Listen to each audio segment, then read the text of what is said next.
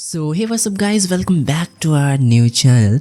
और वैसे ये मेरा फर्स्ट चैनल तो नहीं कह सकते, बट ये मेरा न्यू चैनल है और उसके साथ साथ ये मेरा फर्स्ट वीडियो भी है। और आज की वीडियो में मैं बात करने वाला हूँ कि क्या हो अगर नारुतो जो टीम 7 में था वो एक्चुअली टीम 8 में हो, यानी कुरेनाई के साथ। बहुत सारी पॉसिबिलिटीज़, बहुत सारी अच्छी अच्छी चीज़ें होने वाली हैं इस वीडियो में आगे। और वीडियो स्टार्ट करने से पहले मैं तुम लोग को ये कहना चाहता हूँ कि ज़्यादा इंट्रो में टाइम वेस्ट ना करते हुए खाली एक मेन चीज़ तुम लोग को बताना चाहता हूँ कि भाई ये मेरा पहला वीडियो है और पहली बार मैं बोल रहा हूँ ऐसा। सो मे भी थोड़े बहुत फ्लॉज या फिर फॉल्ट्स हो सकते हैं while I am narrating the story, but या आई मेक श्योर कि आने वाले वीडियोस बहुत ज़्यादा अच्छे हों, कोई इसमें मिस्टेक्स ना हो। वैसे इसमें ज़्यादा भी मिस्टेक्स नहीं है, बट मोस्टली मिस्टेक्स रीडिंग में थोड़ा बहुत दिक्कत, आई डोंट नो, तुम लोग खुद देख के समझ जाना। सो या लेट्स गेट इनटू वीडियो। और हाँ, प्लीज़ सब्सक्राइब। बहुत लंबी रात गुजर चुकी थी और यूं ही कुरेनाई थक के चूर हो गई थी। उस सुबह वो बहुत जल्दी निकल पड़ी थी ताकि एकेडमी के उन नए बच्चों को देख सके जो इस साल ज्ञान एग्ज़ाम दे रहे थे। इस साल नॉर्मल तौर से बहुत ज़्यादा स्टूडेंट्स टेस्ट देने आए थे, इतने ज़्यादा कि लगभग 3 पूरी टीम्स बन सकती थी।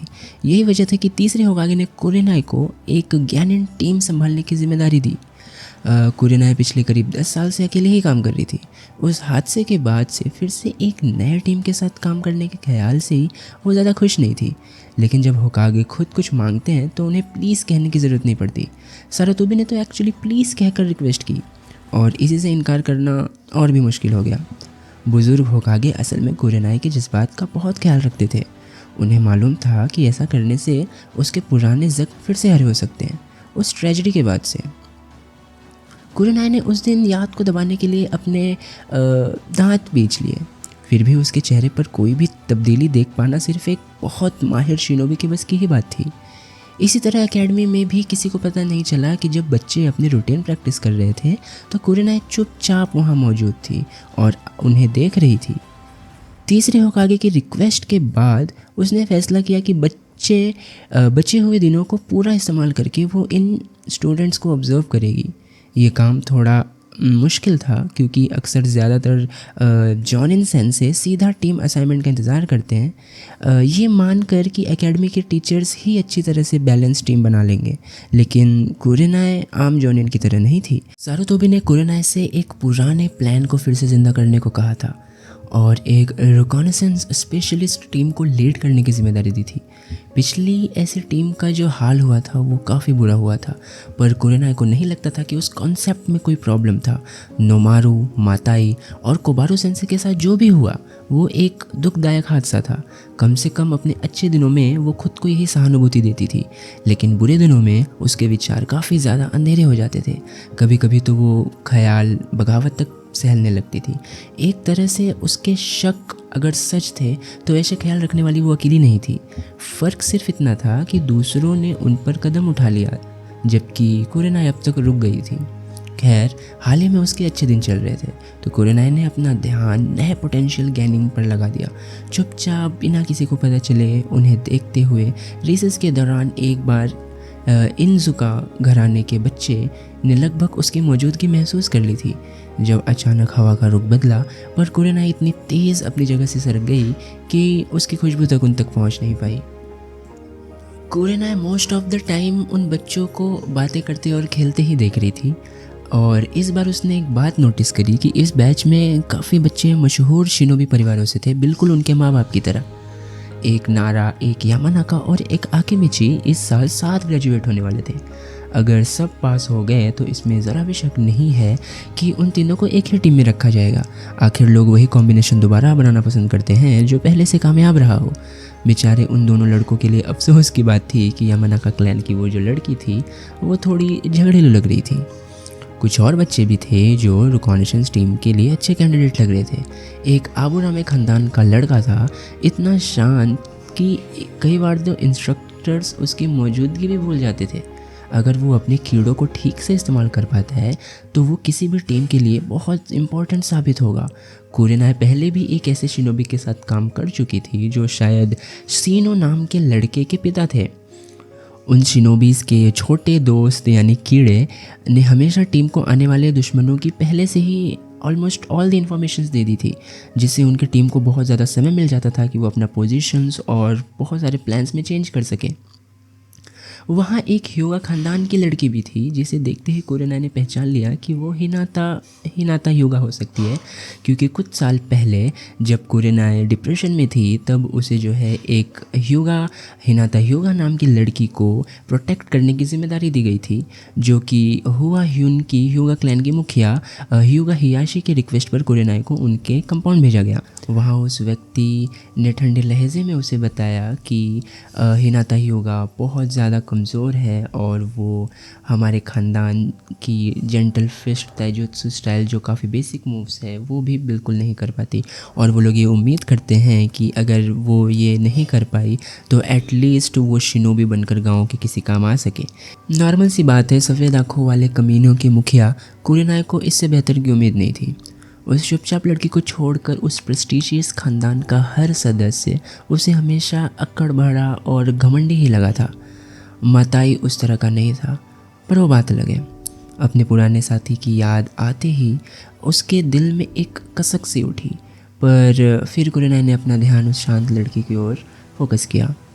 ऐसा मालूम पड़ता था कि अपने परिवार के अक्कड़ और एटीट्यूड से बिल्कुल ज़्यादा अपोजिट ये हिनाता ह्यूगा लड़की बेहद शर्मीली और डरी दुबकी सी है। वो हमेशा एक तरफ अकेली बैठी रहती थी और अपना सर इतना झुकाए रखती थी कि कुरेनाई को यह तस्दीक करने में भी काफ़ी देर लग रही थी कि उनकी आंखों में वाकई वो ब्याकुगान है जिसके लिए उसका परिवार मशहूर है। इस लड़के के चेहरे पर बस एक पल के लिए ज़रा सी जान देखी जब क्लास का हमेशा शरारत करने वाला लड़का अचानक तेज़ दौड़ता हुआ वहाँ से गुजरा। उसके पीछे यामानाका ख़ानदान की लड़की और एक गुलाबी बाल वाली कोई नीची इन ट्रेनिंग जो पक्का कोई हारुनो होगी उसे पकड़ने के लिए दौड़ रहे थे। कुरेनाई खुद एकेडमी से निकलते ही एक नए गैनिन थी जब क्यूबी ने कोनोहा पर हमला किया था। उसे और अक्सर दोस्तों को जंग के ऐसे मोर्चों पर तैनात किया गया था, सबसे ज़्यादा लड़ाई वाले मैदान से काफ़ी दूर थे। शायद यही वजह थी कि उस रात वो सब जिंदा बच गए। जिस बच्चे में फोर्थ होकागे ने उस डीमन फॉक्स को सील किया था, कुरेनाई को उसका कैरेक्टर आमतौर पे कोई दुश्मनी नहीं थी। आखिर वो छोटा बच्चा खुद थोड़ी ना चाहता था कि उसके ऊपर बोझ डाला जाए। फिर भी उसे उज़ुमाकी नारुतो काफ़ी मुश्किल में डालने वाला बच्चा मालूम पड़ता था। वो हमेशा कोई ना कोई शरारत करता रहता था, हालांकि कभी कुछ बहुत बुरा या किसी को दुख पहुंचाने वाला काम नहीं किया। ज़्यादातर तो ऐसा लगता था कि वो सिर्फ थोड़ी अटेंशन के लिए तरस रहा है। बदकिस्मती से एकेडमिक के ज़्यादातर इंस्ट्रक्टर उस पर ध्यान नहीं दिया करते थे। ओयुमिनो इरुका इस मामले में थोड़े बेहतर थे। उनके चिड़चिड़ ज़्यादातर नारुतो की कमज़ोर पढ़ाई की आदतों और उनके शरारत हरकतों पर थी, ना कि किसी झूठी नफ़रत पर। कम से कम उसके कारनामे कभी कभी मनोरंजक तो होते थे। अपनी शरारतों में वो काफ़ी क्रिएटिविटी दिखाता था और उसके इर्द गिर्द के लोगों की प्रतिक्रिया से यानी रिएक्शन से कुरेनाई को उनके स्वभाव की झलक मिल जाया करती थी। दुर्भाग्य से उस दोपहर गैनिन एग्ज़ाम के दौरान उसके फोकस की कमी उस पर भारी पड़ गई। एग्ज़ाम के बाद काफ़ी सारे उसके क्लासमेट्स बिल्डिंग से बाहर निकल रहे थे, बड़ी शान से अपना नया हिताईते यानी हेड बैंड दिखाते हुए, मगर वो सुनहरे बालों वाला लड़का बस धीरे कदम चलकर झूले पर जा बैठा, बिल्कुल निराश और उदास। कुरेनाई को हैरानी हुई जब उसने देखा कि कोई और भी उस लड़के को देख रहा था। वो ह्यूगा लड़की एक खंबे के पीछे से उसे ताक रही थी। वो साफ तौर पर बहुत परेशान सी लग रही थी। घबराहट में उसके गालों पर लाली आ गई थी और वो अपनी उंगलियां आपस में घुमाई जा रही थी। साथ ही कुरेनाई ने देखा कि पहली बार वो लड़की अपनी रीढ़ की हड्डी सीधी करके खड़ी थी, जैसे एकदम तैयार हो। वो खंबे के पीछे से बेचैनी से झांक रही थी, फिर कुछ सोचती और आगे आने का ट्राई करती और फिर छुप जाती। उस लड़की के गाल पूरे लाल हो रखे थे। कुरेनाई ने अपने आप में मुस्कुराई और चुपके से वहाँ खिसक गई। उस लड़की की माथे पर कोई कर्ज नहीं था। इससे तो ये साफ था कि वो ह्यूगा परिवार के मुखिया ब्रांच से ही है। इतने प्रेस्टीजियस परिवार का एक लड़की का ऐसा दिल आ जाना एक शरारती लड़के पर जिसके अंदर क्यों भी बंद किया गया है। गुड फॉर हर, कुरेनाई ने मन में सोचा। इस ख्याल ने कुरेनाई को अंदर ही अंदर खुश कर दिया। जब वो होकागे टावर की तरफ बढ़ रही थी, सनडैम और नए नए जॉनिन सेंसे अब एकेडमी के इंस्ट्रक्टर्स के साथ मिलकर टेस्ट के नतीजे देखने और नए गैनिन को सिलेक्टेड टीम में कैसे बांटना है ये तय कर रहे थे। जब तक सभी जॉनिन वहाँ पहुँचे तब तक लगभग अंधेरा छा गया था। ज़्यादा देर तो हताके काकाशी की वजह से ही हुई। हमेशा की तरह उनकी लेट आने की आदत की वजह से सभी का बहुत ज़्यादा समय बर्बाद हो गया। वैसे ये भी सच था कि ह्यूगा ख़ानदान के प्रति उसके खुद का गुस्सा बहुत हद से ज़्यादा था और सिर्फ उसे एक बहाना चाहिए था गुस्सा करने का। सबसे पहले बुरी खबर ये थी कि सिर्फ 8 स्टूडेंट ही गैनिन टेस्ट पार कर पाए थे। इसका मतलब एक टीम एक स्टूडेंट कम होती या फिर 2-4 लोगों की टीम्स बनानी पड़ती।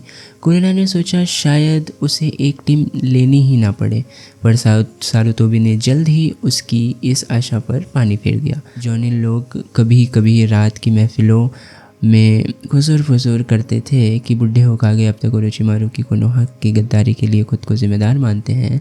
कोई भी समझदार इंसान उन बुज़ुर्ग पर उनके बड़े हो चुके शिष्य के करतूतों को दोष नहीं डालता, पर कुरेनाई अच्छी तरह जानती थी कि खुद को दोषी ठहराने वाले अपनी ही फैक्ट्स चलाते हैं। अभी वो लोग इस सवाल को सुलझा ही रहे थे और इस बात पर बहस शुरू हुई थी कि किसी टीम में सिर्फ 2 गैनिन रहेंगे कि इतने में एक संदेश वहां आ पहुंचा। खबर आई थी कि किसी ने सनडैम के क्वार्टर में घुसकर फॉरबिडन जुत्सूस का एक स्क्रोल चुरा लिया। अभी तक पता नहीं चल पाया कि किसी ने ऐसा किया, पर चोरी नोटिस होने से थोड़ी देर पहले उज़ुमाकी नारुतो को आसपास देखा गया था। यह सुनते ही यूमिने इरुका का चेहरा भूत की तरह सफ़ेद पड़ गया। कुरेनाई ने तुरंत अंदाज़ा लगा लिया कि यह टीचर उस बच्चे की वाकई चिंता करता है। इरुका तुरंत उठकर बाहर निकले नारुतो की तलाश में मदद करने के लिए। नारुतो का एग्ज़ाम कैसा गया? सनडैम ने एकेडमी के रिकॉर्ड कीपर से पूछा। वो पास नहीं हुआ है होकागे समा, उस आदमी ने बिना अपना स्क्रोल देखे जवाब दिया। अगर वो होकागे के ऑफिस में घुसकर एक सख्त सुरक्षा वाली स्क्रोल भी चुरा लाया तो मैं सोचता हूँ यह टेस्ट आखिर इतना मुश्किल है क्या? आसुमा ने खुंदक में उन्हें अंदर सिगरेट पीने से मना किया गया था और कुरेनाई को ये यकीन था कि निकोटिन ना मिलने के कारण वो चिड़चिड़े हो रहे थे। सारुतोबी चोरी हुई स्क्रोल को लेकर हैरतअंगेज़ तौर पर ज़रा भी परेशान नहीं दिख रहे थे। तो ऊपर जाने के बाद सब लोग रिपोर्ट्स देखते हुए नए गैनिन की स्ट्रेंथ और वीकनेस पर चर्चा करने लगे। थोड़ा अजीब ज़रूर था, बिना दोनों सीनियर इंस्ट्रक्शंस के मौजूदगी में ये सब करना पड़ रहा था। काकाशी ने खुद सामने से स्टार्ट किया। उचिहा सर्वाइवर की ट्रेनिंग ओवरसी करने की जिम्मेदारी ले ली, जो मायने भी रखता था क्योंकि उनके पास एक शारिंगन आग थी। उन्होंने ये भी जाहिर किया कि वो तैयार है कि उनके टीम में सिर्फ 2 स्टूडेंट्स रहेंगे, शायद इसलिए ताकि वो उचिहा सासुके पर ज़्यादा टाइम दे सके। पर कुरेनाई ने सोचा कहीं ये काकाशी की आलसी आदत का भी नतीजा तो नहीं। उसकी नज़र में जितना महान निंजा होता जाता है उतना ही अजीब उसकी पर्सनल आदतें हो जाती हैं। इस बात से उसके दिमाग में ये ख्याल भी आया कि कहीं खुद अपने स्किल्स को निखारने की उसकी ख्वाहिश आगे चलकर खुद उसके लिए ही हानिकारक तो नहीं। कॉफ़ी कैट निंजा काकाशी का नाम पूरे शिनोबी दुनिया में डर की मिसाल था, लेकिन उसकी आदतें भी उतनी ही अजीब। हमेशा देरी से आना और अश्लील किताबें पढ़ते रहना। दरअसल काकाशी के हाथ उसके फ्लैक वेस्ट की झांकती एक ब्राइट रंग की किताब के कोने की तरफ बढ़ रहे थे। सब सारुतोबी इरुका को लेकर वापस कमरे में आए। इरुका के माथे से उनकी हिताई इति गायब था। लगता है हमारे पास नौवान ग्रेजुएट भी है, इरुका ने कुर्सी पर बैठते ही हाँफते हुए घोषणा की। बेचारे इरुका ऐसे दिख रहे थे जैसे अभी किसी बुरी तरह की लड़ाई से निकल कर आए हो। उनके शरीर पर जगह जगह काट और खरोच लगे थे। उनकी पीठ के बीच एक बहुत बड़ा घाव था। क्या हुआ इरुका? सारुतोबी ने पूछा। शायद कुरेनाई का वहम था, पर होकागे के चेहरे पर हल्की सी मुस्कान दिख रही थी। शायद उन्हें सब पहले से ही पता हो। ये मिज़ुकी ने हमारे साथ धोखा किया, होकागे सामा, जब नारुतो एक ढंग का बुनशिन भी नहीं बन पाया तब वो एग्ज़ाम के जुत्सु हिस्से में फ़ेल हो गया। मिज़ुकी ने उसे कहा कि स्क्रॉल चोरी करके लाने से उसे एक्स्ट्रा क्रेडिट मिल जाएगा और वो फिर भी एग्ज़ाम पास कर लेगा। इरुका ने क्लियर किया। वो उस बात से मान गया? ककाशी ने हैरानी से पूछा। और फिर भी हम उसे निंजा बनाने की सोच रहे हैं, क्यों? अगर एक स्टूडेंट अपने सेंसे पर भी भरोसा नहीं कर सकता तो वो किस पर करेगा? इरुका ने स्ट्रिक्टनेस में बोला। हम उसको एक टीचर की बात मानने की सज़ा नहीं दे सकते। उन्होंने आखिर सवाल होकागे की तरफ घूमकर पूछा। सनडैम ने गंभीरता से सर हिलाया। मैं सहमत हूँ। अगर हम अपने बच्चों को पढ़ाने वाले लोगों की वफादारी पर भरोसा नहीं दे सकते तो फिर बच्चों को दोष नहीं दे सकते। फिर उन्होंने एक पल के लिए इरुका की तरफ देखा। तुम्हारा फॉरहेड प्रोटेक्टर कहाँ है? यूमी ने इरुका गर्व से मुस्कुराया। मैंने तो वो नारुतो को दे दिया क्योंकि उसने एग्ज़ाम पास कर लिया। वो एक सिंपल वुनशिन भी नहीं कर पाया था, पर जब वो मिज़ुकी के हमलों से मेरी रक्षा कर रहा था तब पता चला कि उसने कागे बुनशिन नो जुत्सु सीख लिया है और उसने पूरे जंगल का वो हिस्सा अपने क्लोन से भर दिया। मैं तो गिनते गिनते भूल गया, उन्होंने खुशी से बताया। लेकिन कागे बुनशिन तो करना बहुत मुश्किल है, आसुमा ने अपोजिशन दिखाया। इरुका ने खुशी से उसके कंधे उचकाए। इसी वजह से मैंने उसे पास कर दिया। वो काफ़ी सरप्राइज़ कर देता है, उन्होंने मुस्कुराते हुए कहा। अच्छा, तो अब लगता है कि हमारे पास 3 पूरी टीम है, सारुतोबी ने हल्की मुस्कान के साथ कहा। ज़्यादातर जॉनिन जानते थे कि होकागे को उस लड़के के परिवार ना होने में कितना अफसोस है। ककाशी, अगर तुम नारुतो को अपनी टीम में ले लोगे तो माफ़ कीजिए होकागे सामा, कुरेनाए ने बीच में कहा। वो अब तक hyuga लड़की के बारे में ही सोच रही थी। उसके खून में एक ऐसी केकाई थी जिसे उसे बेहिसाब पोटेंशियल था, पर उसकी सेल्फ कॉन्फिडेंस की समस्या थी। कुरेनाए ने सबको चुप कराते हुए बीच में बोला। मुझे कोई एतराज़ नहीं होगा अगर नारुतो मेरी टीम में हो। क्या तुम इस फैसले से पूरी तरह श्योर हो? सारुतोबी ने पूछा। कुरेनाए ने देख के असुमा और अकेडमी के कुछ स्टाफ चुपचाप सर ना में हिला रहे थे। अब मुझे मालूम है तुम्हारी टीम रिकॉन्शंस मिशन में स्पेशलाइज करेगी और नारुतो ने अब तक उस मामले में ज़्यादा पोटेंशियल नहीं दिखाया। कुरेनाए को लगा एक रिकॉर्ड कीपर अपने साथी से भी आवाज़ कह रहा है या फिर किसी भी चीज़ में नहीं। इरुका ने तकलीफ़ अपनी जगह बदली और उन पर एक तेज़ नज़र डाली। अपनी पिछली गैनिन टीम के साथ जो कुछ हुआ, कुरेनाए ने ठंडे अंदाज में कहा, उसके बाद मैं ये पसंद करूँगी कि मेरी टीम हद से ज़्यादा एक ही चीज़ पर निर्भर ना हो। अगर कभी वो किसी जाल में फंस जाए या लफ्ज़ कहते वक्त उसने हल्का सा जोर दिया, सनडैम को थोड़ा सा झटका लगा, तो टीम में ऐसा कोई होना चाहिए जो हमें एक ख़तरनाक सिचुएशन से निकाल सके। एक गैनिन जो पूरा जंगल कागे बुनजुत्सु से भर सकता है, काफ़ी अच्छा बवाल खड़ा कर सकता है ना? और वैसे भी मुझे याद है जब उस लड़के ने होकागे मॉन्यूमेंट को पेंट कर दिया था तब कितने सारे चुनिन जोनिन और अनबू उसके पीछे दौड़ रहे थे। उसने अच्छी खासी दौड़ लगवाई और कोई भी उसे नहीं पकड़ पाया। यह सुनकर कमरे में शांति छा गई। इरुका के चेहरे पर एक अच्छी सी मुस्कान थी। कुरेनाए ककाशी की तरफ मुड़कर बोली, कीबा का ताइजुत्सु ठीक ठाक है, पर वो अपना काफ़ी समय अकामारू के साथ ट्रेनिंग में बिताता है। कीबा और उसका कुत्ता मिलकर काफ़ी अच्छा काम करते हैं और शायद तुम्हारे स्टूडेंट्स को टीम वर्क की एक मिसाल दे सकते हैं। जिस टीम वर्क को तुम इतनी अहमियत देते हो, मानसिक तौर पर भी इनजुका लड़का अपने परिवार की तरफ बहुत ही पैक, मेरा मतलब ग्रुप ओरिएंटेड है। थोड़ा जोशीला ज़रूर है पर काफ़ी दोस्ताना मिजाज का है। शायद उसकी वजह से तुम उस उचिहा सन की लड़के को थोड़ा नॉर्मल कर पाओ। कुरेनाए ने देखा कि कमरे में सब लोग उसकी तरफ घूर रहे हैं। उसने एक ठंडी सांस भरी और कहा, जब मुझे एक गैनिन टीम का मेंटर बनाने के लिए सेलेक्ट किया गया तब मैंने फैसला किया कि मैं कुछ दिन इन बच्चों को ऑब्जर्व करूंगी, उनके आपस के इंटरेक्शन और उनकी पर्सनालिटीज़ को समझने की कोशिश करूंगी। क्या पूरे इस कमरे में सिर्फ मैं ही हूँ जो इतना आगे का सोच रखती है? और ये बोलते ही ककाशी अपनी किताब में बिजी हो गए और आसुमा अपनी सिगरेट में, और ये सब साफ बता रहा था कि हाँ, कुरेनाए ही एक ऐसी है जो इतना आगे का सोच रही थी। उसने फिर से ठंडी सांस भरी और अपना सर अपने हाथों से थाम लिया। ठीक है, फिर बस मेरी बात मान लो। वो चीहा लड़का एक खुदगर्ज बिगड़ा हुआ बच्चा है और उसके साथ काम करने में तुम्हारी अच्छी खासी परीक्षा होगी। सारुतोबी ने गुर्राहट भरी आवाज़ भरी। मेरे ख्याल तो ये था कि नारुतो उसका स्वभाव ज़्यादा बेहतर तरह से नरम कर पाएगा और सबसे ऊंचे और सबसे नीचे रैंक के गैनिन को एक टीम में रखना अच्छा भी नहीं है, ताकि बैलेंस बना रहे। हो सकता है कुरेनाई ने मान लिया, लेकिन मेरा मानना है कि उस बच्चे के साथ वैसे ही बहुत बुरा हो चुका है। अब ऊपर से उसे ऐसे लोगों की टीम में डालना जो उसकी कोई कदर नहीं करते। हारुनो और उचिहा दोनों ही उसकी इज़्ज़त नहीं करते। ऊपर से उसने आज रात को जो करके दिखाया है, उसके बाद तो मुझे उसके असेसमेंट रिज़ल्ट पर पूरा भरोसा है। तीसरे होकागे ने सोच विचार करते हुए सर हिलाया। तुम्हें लगता है कि वो तुम्हारी टीम में बेहतर करेगा?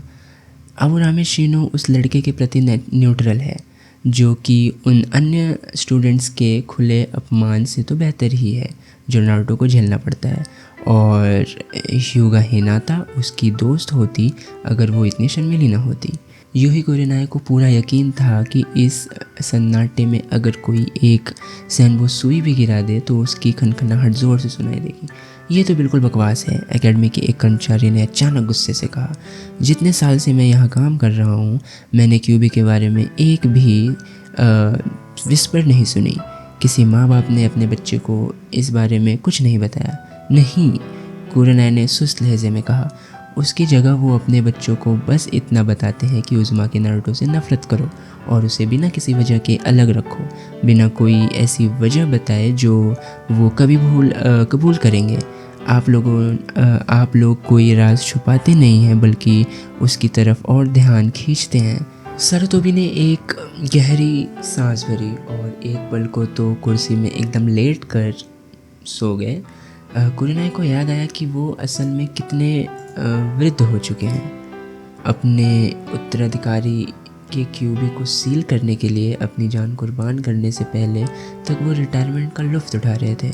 कुरेनाई को अपने आप पर चुभन सी महसूस हुई कि उसने उन्हें याद दिला दिया कि कुछ गांव वाले उनकी सुरक्षा के लायक भी नहीं हैं। खैर, उसने एक नरम आवाज़ में बोला, मुझे लगता है कि इस बच्चे में बहुत पोटेंशियल है। अगर मैं उसे निकाल पाई तो हो सकता है एक दिन वो बहुत ज़बरदस्त शिनोबी बन जाए। काम तो बहुत करना पड़ेगा, इरुका ने सावधानी से कहा। कुरेनाई ने नोट किया कि इरुका थोड़ा आगे झांके बच्चे की कोशिश कर रहा था, शायद लड़के के प्रति अपनी वफादारी और फैसले की उलझन के बीच झूल रहा था। कुरेनाई ने मन ही मन सोचा कि ये भी उसके हक में एक अच्छी बात है। कोई बात नहीं, अगर इससे और हादसों को रोका जा सकता है। कुरेनाई ने लगभग विस्पर में कहा।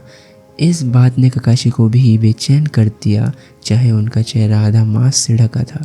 ठीक है, होकागे ने शांत आवाज़ में कहा, मुझे हर हफ्ते उस बच्चे की प्रोग्रेस और उसकी शारीरिक और मानसिक स्थिति का रिपोर्ट चाहिए।